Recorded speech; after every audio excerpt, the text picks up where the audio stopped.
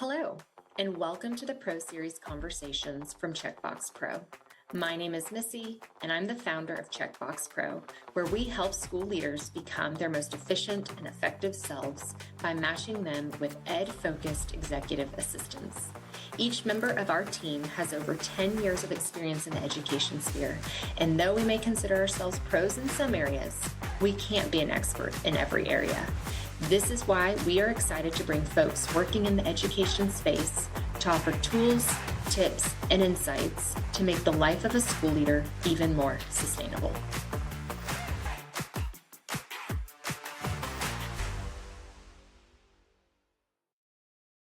Tyler Heath is the Chief Operations Officer at Austin Achieve.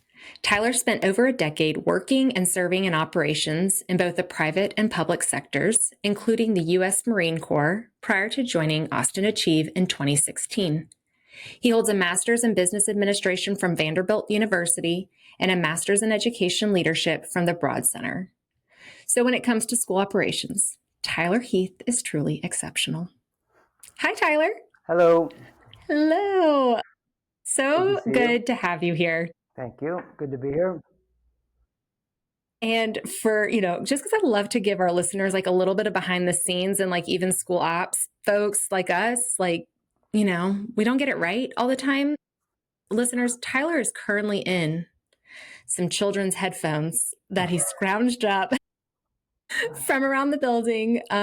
So, they are bright blue and neon green, and it is setting the tone for just the life of a school ops person. And I love it so much. Okay, but before we get in, like I said, I gave him a very high level overview of who you are and just your background. But I would love for you to tell folks a little bit more, who you are, how you came to be in this role, and then why ultimately you think strong processes and procedures are so important. Yeah, thank you, Missy, for the introduction. And it is very good to be here. I know we've known each other for many years, haven't seen you in a while, so it's good to chat. My background, I think maybe I'll try to weave both those things about like process and my background together when I go through it. And I'll try to be quick because I'm an old guy and it could take a while. I went to school, and when I graduated, I studied finance. When I graduated, I decided to go into the Marine Corps. Just serving the country was an important thing for me to do, and I was young, and also I was in athletics for most of my childhood, so being outdoors and outside, I also loved to be outside and stuff. So all these things kind of work together, including just like at a very young age, getting leadership, practice at leadership. I shouldn't say practice, actually thrown into leadership, real leadership, and difficult situations at a young age seemed exciting to me. But in the Marine Corps, you get to know real quickly what a good process looks like and what a bad process looks like and what the downside of having a bad process is. I mean, it could literally lead to, so it did that. And, for me, the lessons kind of coming out of there are the importance of not only the importance of leadership, but just, good processes have to be simple because so many people have to use them, and it's a diverse world out there. And so, like it's much better to have a simple process people can follow easily and get it right than to have a complicated process that some people get right and some people don't. That might be, high quality for the people that get it right, but might be terrible for the people who don't. And so the simplification of process was super important to me. And then just also being flexible, right? Knowing when process is the right time. It's time to have a really solid process, or it's time to allow people to make decisions for themselves and have that flexibility, because we're always trying to grow people and leaders, So that was kind of like my time in the Marine Corps. I was in command and control, aircraft command and control, so it was like logistics heavy and sort of it required a lot of coordination. And I did go over to overseas and have to execute process in difficult situations. So After I got back over, to the States and it just so happened that my time was up in the Marine Corps, so I went back to school to get my MBA and at Vanderbilt, and I learned. That was my first exposure to like learning about process improvement in the classroom, and I had a great teacher and a class called Managing and Improving Processes. And it seemed I was interested in it. It kept my attention. It seemed like the teacher was great. I just was drawn to it, and I was drawn to the study of it. Just kind of like it was interesting to me. And so after I graduated, I went to work for Harris Entertainment in Las Vegas, and that's a whole lot. I spent 4 years there, and there's a lot to talk about. But regarding process, that's where I learned about customer service formally. I learned about using data strategically, like to drive strategy, and then I also learned about lean management. That's where got heavy into lean management and got exposure to experts in lean management and got to learn from them. And I got like a year, like literally, Kaizen is a term in lean management we use for. I think the direct translation is improvement for the better, but it's like a team-based improvement process where teams go in and they solve problems. And I was like back to back, week over week for a full year, just doing Kaizen and trying to improve processes. And so it was like a really heavy dose of lean management. And that really stuck with me. I was immediately drawn to it. All the concepts just made sense to me. I could see how the application of it, I got a ton of exposure to seeing it in practice and also the outcomes. And the people that were engaged in it were like, they also got it and they were invested in it. And so anyway, that stuck with me. But when I transitioned, I met my wife, and when I was working there, we moved to Austin. I saw an opportunity with the Broad residency, which you mentioned before, to get another degree, but also transition into the public sector, into education. And because I think the thing that drove me there, if that's important, is getting back to the mission-driven service kind of work that I did in the Marine Corps. That was kind of a hole for me in the private sector. And so I was and when I thought about, the direction of the country and what could have the largest impact on the future success of our country, the education system just kind of seemed like the silver bullet. There's not a silver bullet, right? But the closest thing to me is education. And I also wanted to get into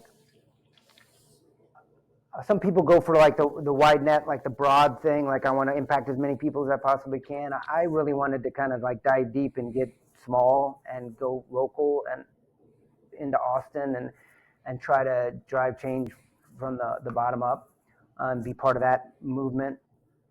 And so charter schools were made sense to me. And during that time is when we have to do a capstone project for it. And that's when I started to really have to think about that project. It's a 2-year deal, right? And so that project really kind of got me thinking about my own version of all this, like all my experiences and this lean thing and how do those all work together and get packaged up to then apply mainly in K through 12 education. And so it was really a wonderful experience because it forced me to kind of come up with that, and then has been kind of what I've been doing ever since. And that gets us here today. And that was super long. Sorry. I love it. It's so important for people to know that you went from, life and death policies and procedures to to where we're going to talk about today. But I know, I think that's what's fun about most of the guests I have is I don't know that very many people have a very linear trajectory into education, right? Like they go and they do and they pick up, which is great. Like we need that a little bit to go and do all these other things to bring back into this ed space, which is sometimes we're very we're very insular, right? Like kind of we get stuck in Yes. our ways. And so it's nice when some fresh perspectives or industries are able to kind of impact what we do. So I know this is not the topic for today, but I remember you mentioning lean management in one of our earlier calls. And then of course, now you've just brought it up again, which just like very high level, loosely tell us, because I mean, after having learned a little bit from you, I'm like, I wish I could have had this knowledge when I was in school operations and the day to day and like knowing more about it. So yeah, just give us a very high overview of what lean management is, some of those principles or concepts I think you mentioned that, then people can go off and do hopefully their own homework on it, but introduce Yeah. it to folks. Yeah. So lean is a concept that came out of Toyota a long time ago after the Second World War. And they're the ones that sort of developed the idea, and there's lots of people that have added to it over the years, but Toyota is still known as the people who know it best, and the success of their organization, I think that they would, say is based on all those lean principles. The lean stuff is there can be a lot to it, but I guess the way that a lot of people think about lean is like a set of tools. Like if you think of your tool chest, you've got a set of tools in there for different jobs, and lean has those things. So like 5S is one that people oftentimes have heard about, and it's just a system for thinking about organization. So I sort, I set in order, I shine, standardize, I sustain. And so organization is like a foundational part of lean. If I don't have the resources I need and situated in the way that I need them to do the job correctly, I can't. That's like a non-starter, right? It's always going to be messy from the start. And a lot of the things I love about lean is it's not, people kind of like immediately they're like, oh yeah, that makes sense, because they're kind of already doing it in a lot of ways. It's just lean is like the formalized thinking of it that then can be like communicated and trained. So like once we all start talking about, I can say to you like, oh, Missy, you need to be organized, or I can train you on 5S, and then we can talk about the steps that it takes to get organized and like what it means to be organized. And then you and I are like talking the same language, and it's easy to understand. And then I can like spread that really quickly, and it's simplified, right? So standard work is another one. So everybody's seeing like, here's a process, or here are the steps for a process. So that's like it's not rocket science or crazy things that nobody's thought of, but there's definitely ways that you can think about standardizing process that is worth formalizing, right? And it's worth like everybody kind of being in lockstep on how to do it, so that again, like when our organization is trying to work together and things get more complicated and difficult, we have that common language or that common way of doing that particular thing. That's important. And then standard work in that example is also the baseline for improvement. So I think one of the original questions was why is process so important? You got to have a baseline process. Most things are a process.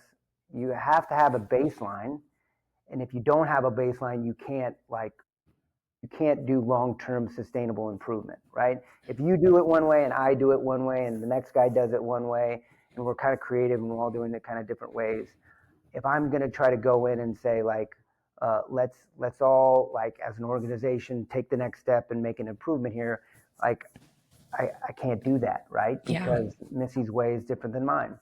So there's a ton of process out there that really lends itself to being standardized. Anything that's like repetition and is done a lot, and generally the same way, can be standardized.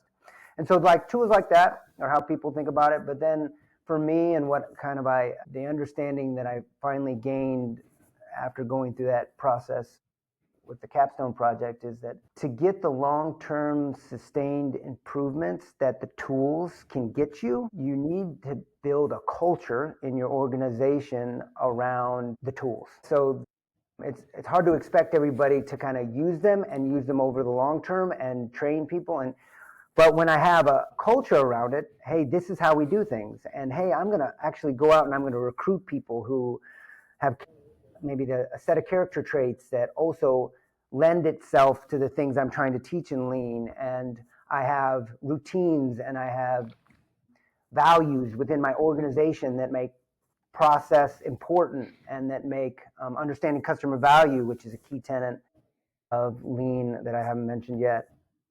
But if I'm not into those things naturally and I don't reinforce them culturally within my organization, those tools quickly become like, oh, we got this big gain and then we lost it again. Or, oh, like I got kind of a gain here and less of a gain here. And then they both fall off the map when the next guy comes in, or, we try to do something else. So I will end on, though, customer value, which is one of the most important things for me that came through in lean that I don't think actually people really do enough of is, who is this process for? And do I understand what that person needs? And every process has a customer, and every step in the process has a customer. And oftentimes when we build a process, we think we know what we're doing, and we build it from our own perspective, and a lot of stuff gets built in there that is like, how do I make my job easier? How do I make this process work for me? Even if we're thinking about like who it's for, if you're not really truly doing the work to understand the customer, it's easy to go back in the direction to kind of look internally and build process and like even adjust or try to improve process to make our lives easier. But if you default on like, hey, who are we doing this for? It works out better that way. So another long answer. Sorry. That's okay. Lean management sounds easy. It sounds lean. Lean, but it's not. It's very meaty. Okay, but I do think how you ended that talking about like the customer values and that just customer centered perspective, I think dovetails really nicely into why I brought you on today. Because again, I think that was so much at the forefront of your mind, which is car rider dismissal process, right? Like, sure, you want to make it better for yourselves because it's less of a headache for you. But I think everybody wants to be able to fix it and make it better for families, right? Parents and kids and all of those are the people that were most school ops things, right, should be in service to students and families. Right. So I'm so excited to have you on because, I think y'all have a really unique, or just how you thought about this is really, again, just thoughtful. And y'all have a really strong ops team. So, and it's a process that every school across the country has to consider. Like they have to get kids out of their buildings and back home safely. So, I guess for me, maybe why, we can start with a couple things. Like, is it, talking about the why, like, why did you find this process to be so important for Austin Achieve? Or maybe it started out of a challenge, right? Like what inefficiencies or challenges drove you all to go, oh, we need to make this a priority. Like this has to be important to us. And maybe we haven't thought of it that way in the past. So let's dive into the car rider dismissal. Yeah. Lovely part of everybody's day in school operations. That's right. It's funny when you talk to just around your network or around just friends and family. Somebody's almost always got a car rider line story when they're, it took so long, or oh, it was so hot that day. But that's really kind of what it comes down to is families for us, right? And why we spend a lot of time on our car rider process is one, our elementary schools are built to be pretty big, like 800 plus kids. Some our building here in Pflugerville is built for over 1,000 kids. So it's just a lot of people to process. We do have busing, but 40 to 50% of the people are car riders. So you're talking about 300 to 500 people trying to get in there. And so when you do the math about like how long should this take, and that's part of understanding your customer, both families and staff, because staff have to be out there in 100-degree temperature, working the system too. That's important. How long should this take? And so when you do the math, it's like 3 or 4 seconds a car. So then you're like, oh, how do I do that? How do I get a kid in a car every 3 seconds to make this work? And so that became real fun. Like, oh, this is a challenge. Like, how can we do that? How do you do this? And it's perfect for like lean thinking and lean tools to go to work with. So for us, it was it was like, this is taking too long, both for our families and for our staff. It's, in charter schools, right? The day can be long. I mean, we've got an extended school day. The kids we serve, the kids we serve, we're shooting for people to get them up to grade level. Like, it's hard work. And if you have a bad start to the morning, it throws your whole day off, right? So if the kids aren't on time, you gotta like have some routine and some structure and some consistency, right? That too is what families and students are looking for. And the start to all that is a morning arrival, and the end of it is dismissal. You don't want to like start the morning terribly, have a tough day, and then spend an hour in the 100-degree Texas heat, at the end of your day. And nobody wants that. And so that, smooth start to the day, smooth end of the day, super important. Smooth start to the school year. Like, everybody wants to drive their kids to school in the morning at the beginning of the school year, right? So now it's not 300-400 students, it's 800. It's 800 cars. And you want to start the first 2 weeks of your school year battling, like dreading having to do arrival duty or dismissal duty. It's like it's an important thing to get things going smoothly. So, and then for us, because it was challenging, people just weren't following the process. Like, parents weren't following the process. Staff wasn't following the process because they were like stressed, and so it became even more of an issue. So did you have a process built and then noticed that it was not working? Is that where you came in and were like, no, we've got to revamp this entire thing, going back to like, right, every person's kind of doing it their own way? Or was it no, we had a process and we needed to level up because it wasn't working? Talk to me. I mean, you mentioned a little bit, well, one, you mentioned the is taking too long. And I'm like, how does a school decide what is too long? Right? Like, that's an interesting, I was like, 3 to 4 seconds per kid sounds great, but I guess multiply that by 300 and that's still a lot of minutes. A lot of time. Yeah. a lot of time.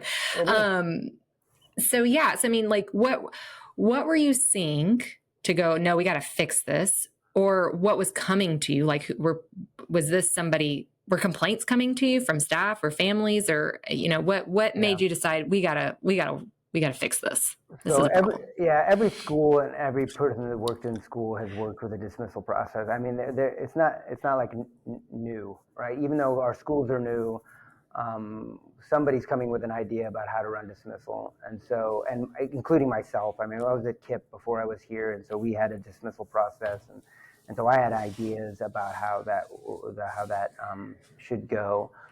So this was more of a, like, how do we make it better? Because the complaints were coming in, and not only from staff, and it looked like not only just like, hey, this is not fun, to, hey, I don't want to do this. Like, people like, who wants to do, dismissal duty, and people hiding. And like other people like, oh my gosh, I'm going to take one for the team here. And so it was my own experience, like sitting out there being like, this is terrible.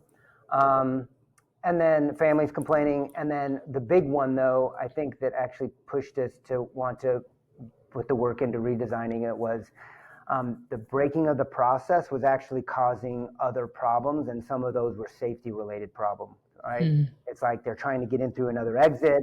Now we've got people running into each other. They're like trying to park their car and get in. Now we've got an additional issue with people trying to walk in to get their kids. Now I've got a group of people standing out in front of the door trying to get their kids. I don't have anybody to manage that. It just kind of like compiled it to where it's like we need to fix this. And then also just the beginning of year stuff where it's like twice as many people. It's like everybody, that wasn't working either. Maybe you can give us a little bit of an insight into your brain and process. So what did it look like? I'm trying to put myself in Tyler Heath's shoes, right? Like I'm surveying things, I'm taking in the information and, somewhat kind of collecting whether it's actual qualitative data or quantitative data or some qualitative data that's coming in at me. But what are the questions? What is the thought process? What's going through your head to go, okay, what are the questions I need to be asking to fix this process? And or, I think I remember, maybe you can paint the picture of what it looked like before and then why you made some of the pivotal changes. I feel like you maybe mentioned where kids were being held or moved, or maybe software that you use, some of that stuff where it's just the movement of people and when's the right time to maybe invest in, I say software, I don't know that that's the right term, but in some sort of vendor to help with or something along those lines. So one of your earlier questions was also like, how do you know what the right amount of time is? And I think so that the place to start is just always asking questions, like actually ask people, ask staff, ask families, observe, get your own feeling for it, but definitely collect the data on what the expectation should be. And it might not be right, it might be right, but at least you've got something that you're working from versus just kind of coming up with it on your own. And the customer, the family perspective is generally the most important. I think that also collecting your own data about demand. So what's the demand for the service? How many cars does that look like? And then also, doing the math on, I kind of know the time now. I know how many units I've got to push through the system. So doing the division, and they call it tack time in lean, which is how many units per second do I need to produce to be able to meet customer demand. And so you do the math, and then you've got a goal, right? Then you've got like, hey, this is what we need to do, team. We're going to do this in 20 minutes, and it's going to have to take 3 seconds a car. How do we make that work? And then you put the tools, the lean tools to work, right? And one of the things that I think you kind of mentioned, this process for how the kids flow through the system, right? And how the cars flow through the system. So when I was at a different school, we used to send all the kids to the cafeteria, and they would all, line up by, I think it was cohort or maybe even alphabetically. I can't remember how it was exactly, and there would be the principal up in the front with a megaphone and calling out names and just mass, like it was just chaos. And there's a concept in lean called one piece flow, and the opposite of that is batch processing. And there's reasons to do both, but in your mind, you always try to do one piece flow first. And I was like, this is an example of batch processing, right? I put together this big batch, and then I try to send it out to the customer, and that's not the way to go. So how do I do one piece flow? And one piece flow, there's a speed and safety often work against each other, or most of the time, right? Faster things are, the less safe they are.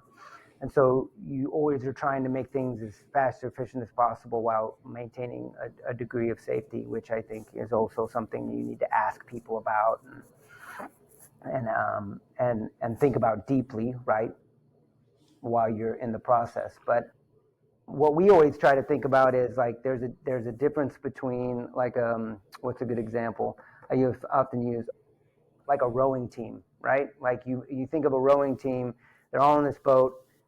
The way that you go fast in a rowboat and the way that you don't tip over is that everybody's pulling the row with the same amount of power and the same speed consistently, like over time, right? And if one person gets off, one person's slower, one person's faster, creates a less safe and less fast system. And so you're trying to do the same thing in lean. You're trying to create flow. It's not that I'm actually trying to go fast. It's that I'm trying to go smoothly, and I'm trying to even out the workload. So it's not that, Missy, you're working hard And my job is just a little easier. So I'm working like a little less, maybe not so hard, but just like doing less. I'm trying to figure out very scientifically, what each operator is doing through my roles and responsibilities, and trying to make that workload powerful and even across all those individuals. And so one piece flow is one of the ways you do that. And so that's when we decided that the only way that we could do that is through some technology, adding some technology. And there's actually some very inexpensive technology for car lines that allows you to, when a car comes into a system, it signals straight to the classroom that this person's present, the mom or the dad is present, and the kid needs to get up and go. And the child then packs himself up, walks him down into the room. And we do have to create little batches along the way in order to keep things organized, but they're small, right? And they're very manageable. And so I get into a small queue, the queue's all organized in a certain way, and everybody in the system knows what the queue is. So little Johnny's number 2 in the red line, and there's only 8 people in the red line. And so I know that Johnny's should be a part of the next wave. And then we have visual management systems all throughout. So it's red wave is ready to go. I come in, I grab the first 2, they go into the next little queue out on the sidewalk. And then the next wave of cars comes up, little Johnny and the number 1 person, the car literally stops, opens the door up, the kids get in the car, and the car goes. And it's not as exactly smooth in that. There is a little bit of waiting at each of these things, but it's minimal. So the kid feels like they're constantly, moving getting closer to home. Getting closer to home. And the parent is because that's a bit, in queuing, when you study queuing, one of the things you don't want people to do is wait. As long as they're engaged in the process, it feels to the customer like they're getting somewhere, and it helps with the wait. And so it's like the cars and the kids are slowly coming together, and then they get together and they go. And so that's a little bit about how I was thinking about it. Love it. Okay, so you've got the process. I think we've done a decent job of the idea of okay, we have to have data points. We need to think through processes and who is this for. One thing we have not talked about really, the other side of that customer service piece is staff. Back to your point. Yeah. So what does it look like when you are, and you can use obviously your car ride rolling out that new processing and procedure, or you can just think broadly, but it's what does it look like for operations to get teacher or staff buy-in? Because again, right, operations are the people who are oftentimes thinking about these things and creating them for others and really hoping they're I have put a lot of thought and energy into this. And now I got to get people to buy into it and use it. And so, I feel like families are going to do whatever you tell them to do because they're sure, tell me where to line up. But teachers and staff who sometimes, unless they're coming in a back door, you're right. But they're generally, and they generally want to follow the rules, at least give it a try. Yeah, unless you're to a point where they can't, right? Or not, don't you think? It's it's more, there's a line that gets crossed, which is this is too long and too painful, and I need to do something else. And people get there, right? Yeah. And so anyway, I'm sorry. Okay. Well, maybe broadly, what does it look like to roll out a process? Yeah. No, I'll get back on track. Sorry. I know where you're going. With teachers or staff. Yeah, rolling out a process or on a better front, right? Getting actual buy-in from them. What does that communication piece look like? Yeah, I think anytime you anytime you can make somebody's life easier, they're gonna be interested, right? And then one of the things when we were collecting feedback was sometimes there's not clear expectations about what my role in the process is. And so transparency about how am I going to make your life better, what your exact role in the process is, right? And if I've designed it well, we're working as a team, and the workload is evened out. So I don't have like a bad job and a good job necessarily, right? And then there's some leadership, right? About why it's important, who's it for, here's what's in it for families, here's what's in it for you. I'm having that conversation. And then there's an aspect of like, part of the clear expectations is, do I have the documentation? Do I have the visual management set up? Do I have the physical part of it and the training part of it in place? And then there's a part of it that's like, proof is in the pudding, right? Like, let's give it a shot. Hey, come on, like, give it a try here and let's see how it goes. Yeah. And then even if things don't go, they'll never go perfectly from the get-go.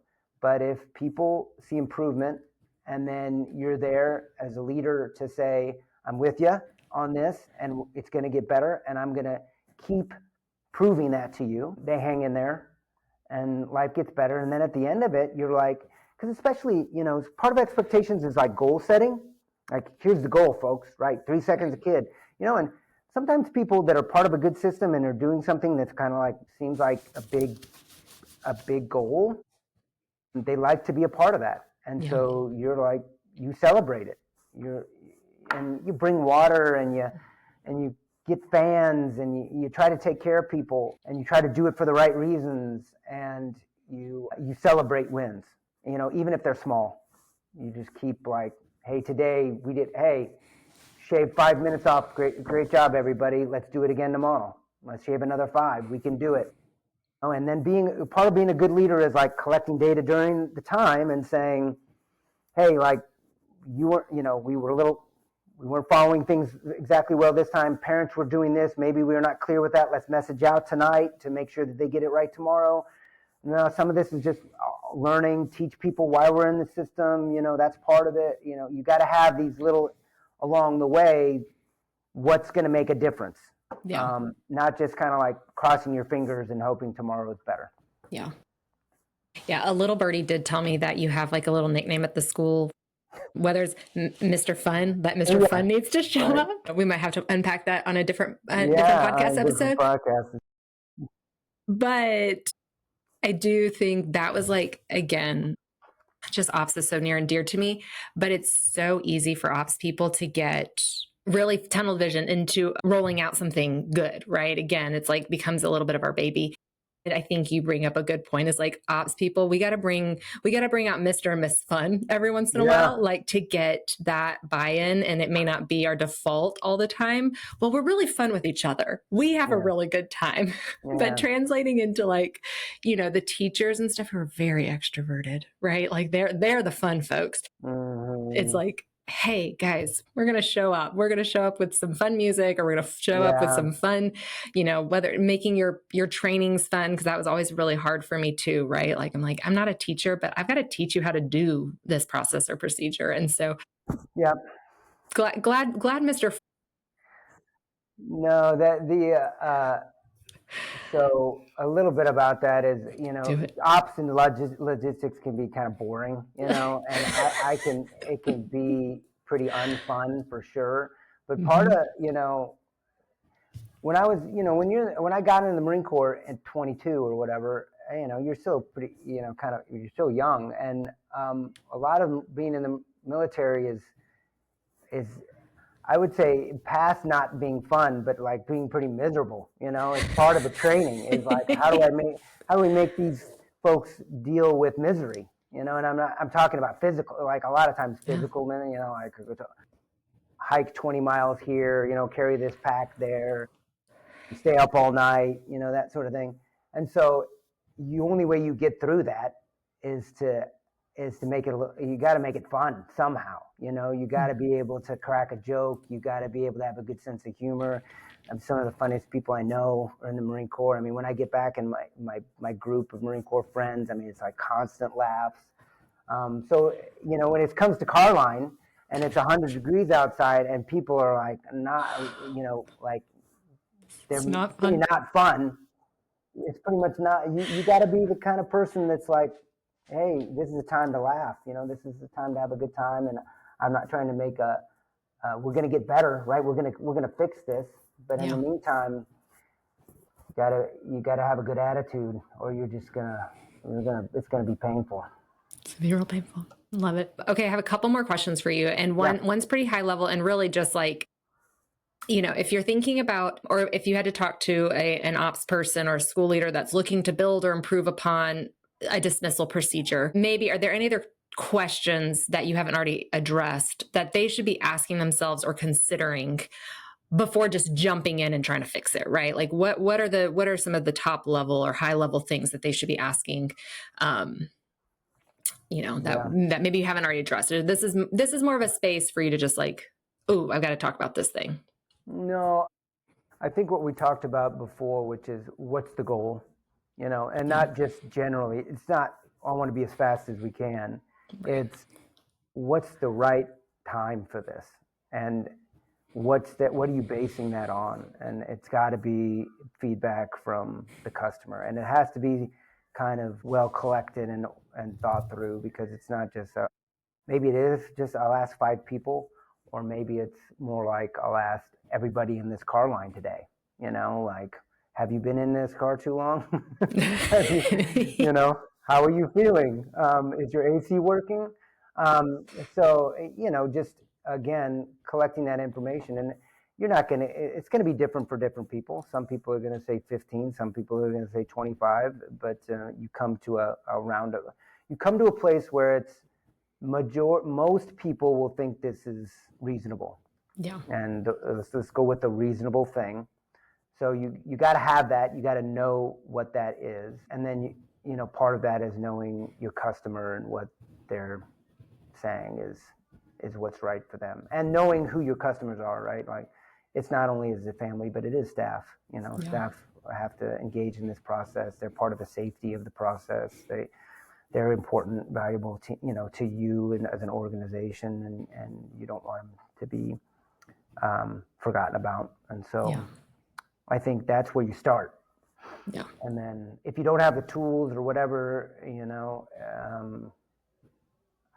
like I said, a lot of lean thinking is not, people have already kind of like intuitively oftentimes think like that. They just don't call it lean, or they just don't, it's maybe not as formal or as efficient of a thought process, because you haven't been exposed to the tools formally. But oftentimes people can create pretty good processes if they're forced to sit down and think about it on their own. Love that. Resources. Are there recommendations, book recommendations, or, places that you go that when you're thinking about rolling something out, you're like, okay, I want to, or this is where you learned X thing, or a vendor that you're like, everybody should use this vendor for the, I know you mentioned y'all use tech, which is very fancy. I'm like, oh. So, my favorite book in operations is The Toyota Way. And that's Jeff Liker wrote that book, and it's been around for a while, but although there's a second edition, so that's a wonderful. If you want to know about lean tools and about lean philosophy, you can get it there in that book. Oh, good. Okay. I was a huge fan back. I don't think he's written much recently, but Jim Collins wrote a series of books, business-related books called Good to Great, Built to Last. Those two have thinking that I'm particularly. It makes a lot of sense to me, and I put a lot of that thinking into what I do. I always, recently, from my military background, there's a guy named Jocko Willink that he's got a consulting company, but he's also written some books. Former Navy SEAL, has a podcast. He put out a book called Extreme Ownership that it was a good read for me, because his examples are mostly military, but also private business. He kind of weaves those two things together, and it's a lot of his time in Iraq. So I relate to the book a lot, but then he talks about this concept of extreme ownership, and that's one of the things that I turn around and I train folks up on is like they're part of the process and how they view their role in the system and how they take ownership of that. And so that's been a recent read of mine that's been great. And I mean, I could kind of go on a little bit more about different ones, but if I was going to start, I would go with Toyota Way for sure. Perfect. I'll put that in the episode notes for our listeners. And I might be maybe adding it to my bookshelf. I like to add books to my bookshelf. Yeah. It's the taking them off the bookshelf and reading them but I like to have them. But I'm with you. Okay. Well, I have one final question I ask all of my guests. It is in the spirit of my company's name, CheckBox Pro. Yeah. But what is one box, big or small, personal or professional, that you hope to check off today? Today? Yeah, it's the afternoon. So you got only a few more hours. Well, I need to turn around right after we hang up, and I've got to review our 3-year audit report that needs to go to our Safety and Security Committee meeting on Wednesday, and I need to get it out to the participants to be able to review before then. And so before I leave today, I need to do that and get that email out. That's my job. That is a big box. That's a big box, Tyler. Big one. I'm about halfway through, so all right, I should be able to get it done. Good deal. Well, Tyler, this was so fun. I hope to get over to Austin Achieve in the near future. Yeah. And I'll try to time it and pretend to be part of a parent pickup. Just mosey my way through, be an auditor. But no, thank you so much for your insight. It's really helpful. Hopefully other ops folks that are listening can glean some things that they can apply to their own, whether it's their dismissal line or just any operations. Because I think, like you said, that lean management transcends it all. Lovely. All right. Well, listeners, thanks for joining us. Tune in to our next, operations focused conversation. But in the meantime, you all have a great rest of your week. Bye. Thank you all for listening to today's Pro Series conversation. Our team is always looking for more pros to learn from in the field of education. So if you have a recommendation for a future guest, or maybe you are the pro, then send us a note at info@checkboxpro.com. And if you want to hear from more pros, then like and subscribe wherever you get your podcasts so that you don't miss an episode. And by doing so, this also helps more folks find our show. So take a moment to check that box off your list today.